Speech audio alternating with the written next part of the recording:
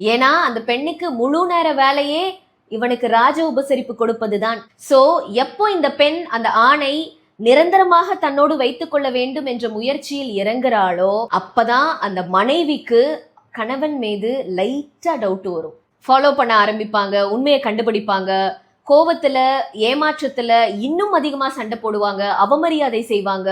இங்க அந்த ஆண் தான் செய்த தவற மறந்துட்டு தன் மனைவி தனக்கு செய்த அவமரியாதையை மட்டும் பெரிதாக்கி அதை பொறுத்து கொள்ள முடியாம ஓப்பனா அந்த எக்ஸ்ட்ரா மேரிட்டல் அஃபேர பிரகடனப்படுத்துவான். ஏன்னா அவன் தான் ஆல்ரெடி ராஜ வாழ்க்கை வாழ்ந்துகிட்டு இருக்கான் இல்லையா. நான் ஊருக்கே ராஜாவா இருந்தாலும் எனக்கு வீட்டுல மரியாதை இல்லையேன்னு நினைச்சு அவனை எப்போதும் ராஜாவாக ட்ரீட் பண்ற அந்த பெண்ணோட ரிலேஷன்ஷிப்ப பலப்படுத்திக்க முற்படுவான்.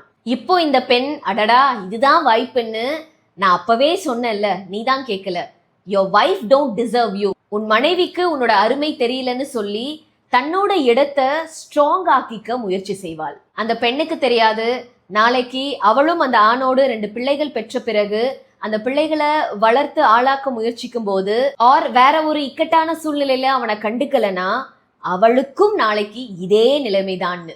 சோ பெண்களுக்கு இதன் மூலமா நான் சொல்ற விஷயம் என்னன்னா, எந்த ஒரு ஆண் உங்களோடு ரகசிய உறவு வைத்துக்கொள்ள வற்புறுத்துகிறானோ அவனை நம்பாதீங்க.